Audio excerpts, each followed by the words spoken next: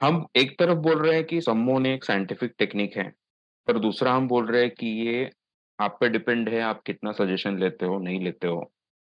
तो इसका कहीं न कहीं ऐसा भी यानी इंटरप्रिटेशन किया जा सकता है कि ये सब्जेक्टिव हो गया, कि आप अगर सोचोगे कि इसके फ़ायदा होगा तो होगा वगैरह-वगैरह। फिर इसको हम साइंटिफिक कैसे बोले? क्या हम इसको स्पिरिचुअल टेक्निक बोल सकते हैं? देखिए, साइंस में कुछ प्रिसाइज़ साइंसेस होते हैं, जैसे फिज़िक्स हो, केमिस्ट्री हो, मैथ साइंस का हिस्सा नहीं है पर साइंस मैथ्स के हिसाब से चलता है।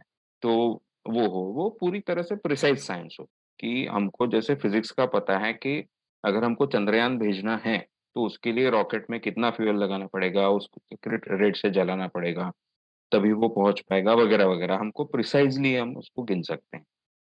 पर जहाँ पे जो और कॉम्प्लिकेटेड सिस्टम्स हैं, जैसे आप देखो एनवायरनमेंट, आपको अगर अपने घर का एसी घर का टेम्परेचर ठीक करना है, वो छोटी बात है। उसका कैलकुलेशन और उसका मैनेजमेंट छोटी चीज़ है। तो उसको हम प्रिसाइज़ली कर सकते हैं। आप घर में ठीक से एसी लगवा लो, कितने टन का आपका रूम है, उस हिसाब से और उस पे टेम्परेचर सेट करो 23 डिग्री सेंटीग्रेड तो बराबर 23 पे आपका घर आके रुकेगा वो रूम। पर वही अगर हम बोले कि पृथ्वी का टेम्परेचर हमको कंट्रोल करना है, फिर ये कॉम्प्लिकेटेड सिस्टम बन जाती है। तो जैसे हम एनवायरनमेंट को कंट्रोल करना एक कॉम्प्लिकेटेड चीज़ है। इसका मतलब ये हो गया क्या कि एनवायरनमेंट का प्रेडिक्शन या उसे कंट्रोल करने की कोशिश ये स्पिरिचुअल हो गई? नहीं। जैसे सोशल साइंसेस होते हैं।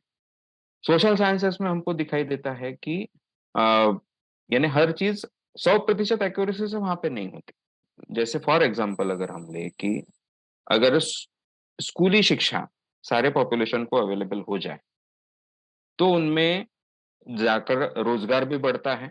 ओवरऑल जो अज्ञान कम होने से जो समस्या होती है, वो भी कम होती है और समाज का डेवलपमेंट बढ़ता है। अब ये जो चीज़ है, अब आप बोलोगे जितने स्कूली शिक्षा जितने लोगों ने ली, वो सारे के सारे तो उनका अज्ञान दूर नहीं हुआ। वो सारे के सारे तो साइंटिफिक सोचने नहीं लगे। ये बात सही है। पर एक पॉपुलेशन यानी वो 100% उसके रिज़ल्ट वैसे नहीं आते।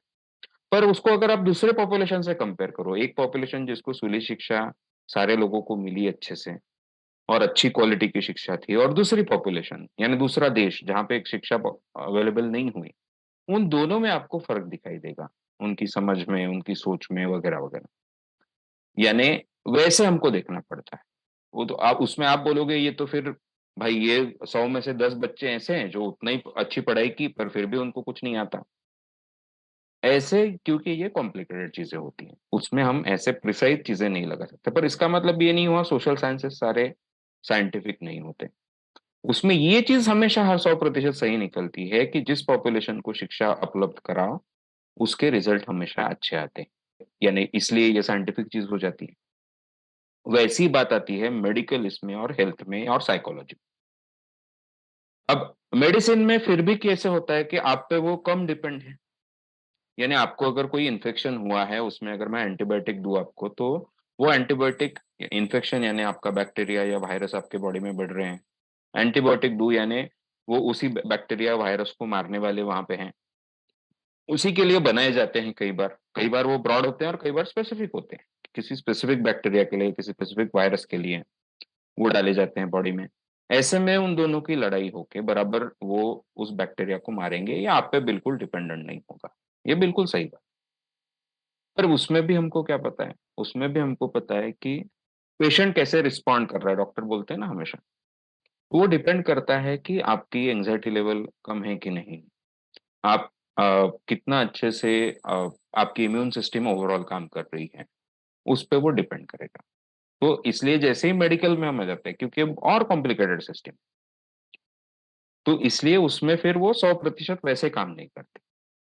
पर फिर भी क्या होता है, 2 लोग हैं, एक को आप एंटीबायोटिक ना दो और एक को दो, दोनों में बहुत फ़र्क पड़ जाता है रिज़ल्ट में। इसलिए वो उसको हमको साइंटिफिक ही बोलना पड़ता है और हर बार फ़र्क पड़ता है। और इसलिए हमको देखा है सारे मेडिसिन्स उसमें आप देखोगे तो बिना मेडिसिन के भी कुछ लोग ठीक होते हैं, पर विथ मेडिसिन जो ठीक होते हैं उसका प्रमाण बहुत ज़्यादा होता है।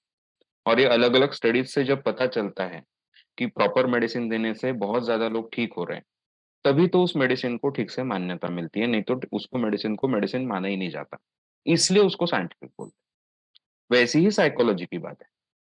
साइकोलॉजी में काउंसलिंग हो या हिप्नोथेरेपी हो, अब ये तो डायरेक्टली अभी आप पे डिपेंडेंट है। यानी अब तक का जो हम हेल्थ की बात कर रहे थे, फिजिकल हेल्थ, वो तो आपके साइकोलॉजी पे थोड़ी बहुत डिपेंड थी।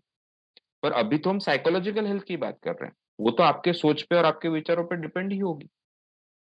तो बाय डेफिनेशन उस पे डिपेंडेंट है। तो जो भी चीज़ सब्जेक्टिव होती है, वो साइंटिफिक नहीं होती। ये अगर कोई सोच रहा है, तो ये गलत इंटरप्रिटेशन कर रहा है उस चीज़ का। ये सब्जेक्टिव किस हिसाब से है कि हर इंसान का रिस्पॉन्स अलग-अलग होगा। वो अलग-अलग क्यों होगा? क्योंकि उसमें कॉम्प्लिकेशंस ज़्यादा है। तो इसलिए अगर हिप्नोथेरेपी आप ठीक से लो, तो उसके आपको रिजल्ट मिलते ही हैं। उसमें आपके सब्जेक्टिविटी क्या होगी? कुछ लोगों को 8-10 दिनों में रिजल्ट मिल जाएगा, कुछ इंसान को इंस्टेंटेनियसली मिल जाएगा।